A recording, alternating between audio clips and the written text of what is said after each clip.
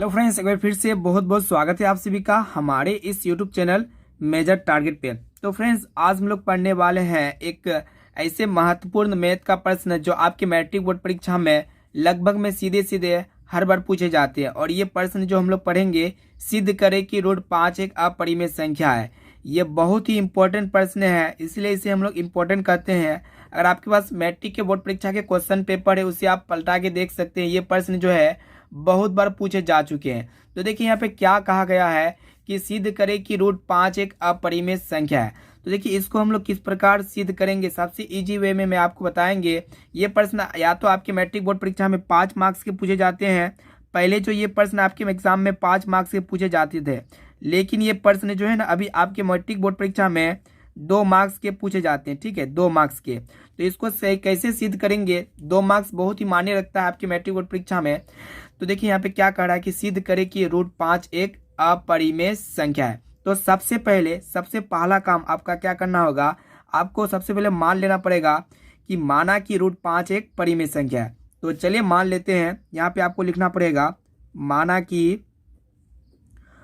कि रूट 5 एक परिमेय संख्या है, एक परिमेय संख्या है। तो यहाँ पे आपको क्या पूछा है कि अपरिमेय संख्या है, तो हम उसका जस्ट ऑपोजिट मानेंगे कि माना कि रूट 5 एक परिमेय संख्या है। तो देखिए जो भी परिमेय संख्या होता है उसे हम लोग P/Q के रूप में लिख सकते हैं। तो यहाँ पे रूट 5 को हम लोग क्या करेंगे, P/Q के रूप में लिख सकते हैं। और आप सभी को पता होगा कि P और Q क्या होता है, पूर्णांक संख्या होता है। वही बात यहाँ पे लिख देना पड़ेगा, जहाँ P और Q पूर्णांक संख्या है, पूर्णांक संख्या है। ठीक है, इसको लिखने के बाद आपको क्या करना पड़ेगा, और ये जो होता है नीचे वाला क्यू होता है, जीरो की इक्वलिटी नहीं रहता है, यानी कि क्यू नॉट इक्वलिटी जीरो। उसके बाद आपको क्या करना पड़ेगा, एक कंडीशन यहाँ पे मानना पड़ता है कि पी और क्यू में एक के अतिरिक्त, ये एक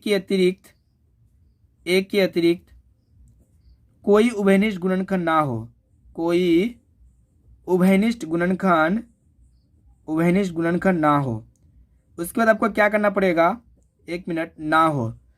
तो देखिए इसको लिखने के बाद देखिए रूट 5 है, रूट 5 बराबर क्या है, P/Q। उसके बाद यहाँ पे एक काम कीजिए, इसको क्रॉस मल्टीप्लीकेशन कर लीजिए। देखिए इसके नीचे में एक छिपा हुआ है, जब P को 1 से गुणा करेंगे तो ये P हो जाएगा। तो यहाँ पे P बराबर क्या हो जाएगा, रूट 5 को जब Q से गुणा करेंगे तो यहाँ पे आपका रूट 5 Q हो जाएगा। ठीक है, उसके बाद आपको क्या करना पड़ेगा कि दोनों तरफ वर्क करेंगे। ठीक है, तो यहाँ पे लिखेंगे कि दोनों और वर्ग करने पर, वर्ग मतलब स्क्वायर करने पर।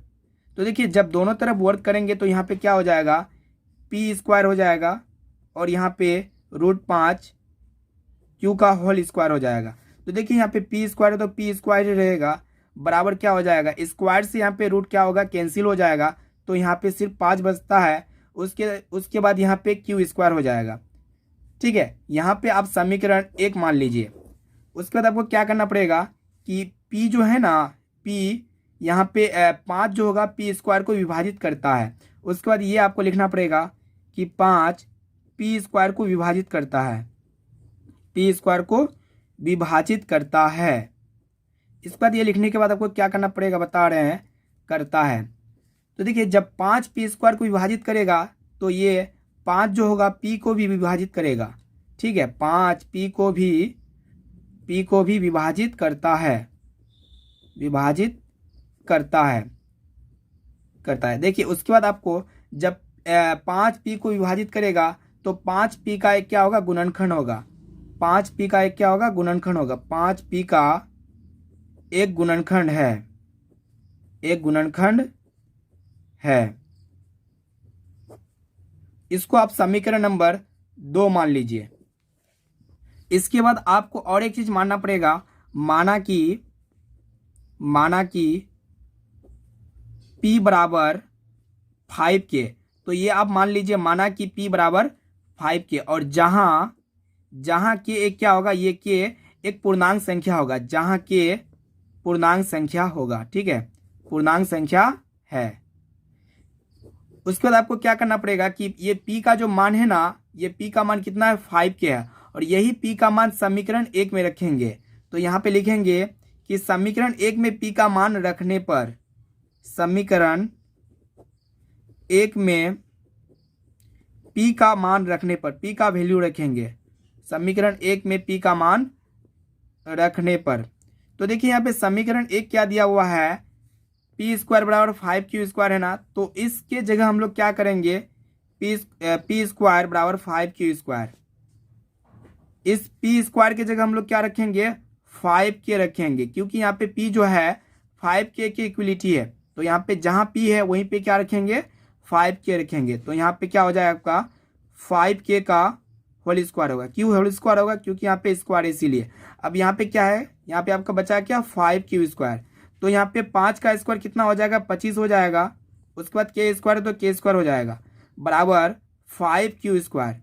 तो देखिए यहाँ पे 5 का पर हमें 25 कट जाता है 5 बार में, तो 5 25 हो गया। तो यहाँ पे आपका बच रहा है 5k स्क्वायर बराबर q स्क्वायर। तो देखिए यहाँ पे जिस प्रकार यहाँ पे हम लोग लिखे थे कि 5p स्क्वायर को विभाजित करता है, उसी प्रकार यहाँ पे हम लोग सेम टू सेम लिखेंगे कि यहाँ पे 5 जो होगा q स्क्वायर को विभाजित करता है, 5 q स्क्वायर को विभाजित करता है, विभाजित करता है। तो देखिए यहाँ पे 5q स्क्वायर को विभाजित करता है।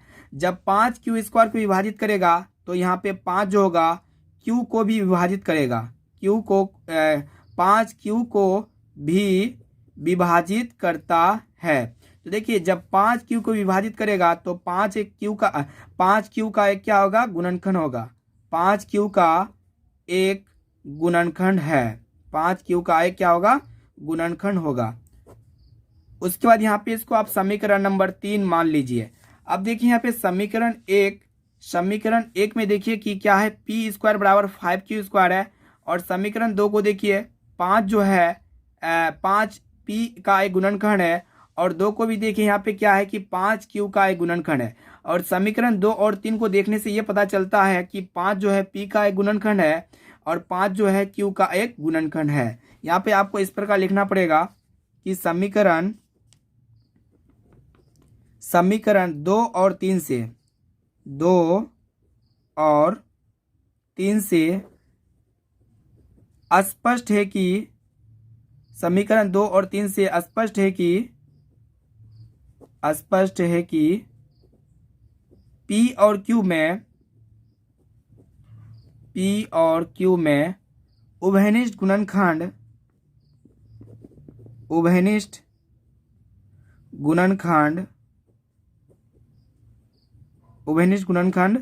5 है। देखने पा रहे हैं यहाँ पे समीकरण 2 को देखिए, यहाँ पे उभयनिष्ठ गुणनखंड कितना है, 5 है। और समीकरण 3 को भी देखिए, यहाँ पे उभयनिष्ठ गुणनखंड कितना है, 5 है। और जो हमारा मानना यहाँ पे क्या था कि P और Q में, यहाँ पे देखिए कि P और Q में एक के अतिरिक्त कोई उभयनिष्ठ गुणनखंड नहीं होना चाहिए, ठीक है। तो यही बात यहाँ पे आपको लिखना पड़ेगा, जो हमारा मानना है कि, यहाँ पे आपको लिखना पड़ेगा जबकि हमारा मानना है कि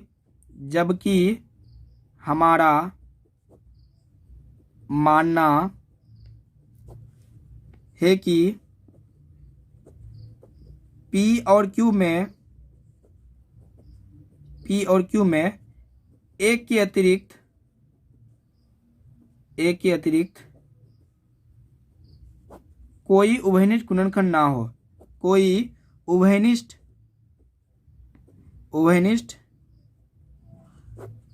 गुणनखंड ना हो। तो ये हमारा मानने के क्या हुआ, जस्ट ऑपोजिट हुआ, विपरीत हुआ। हमारा मानने का क्या करता है, विरोध करता है। यहाँ पे लिखेंगे जो हमारा मानने का विरोध है, जो हमारे मानने का विरोध है।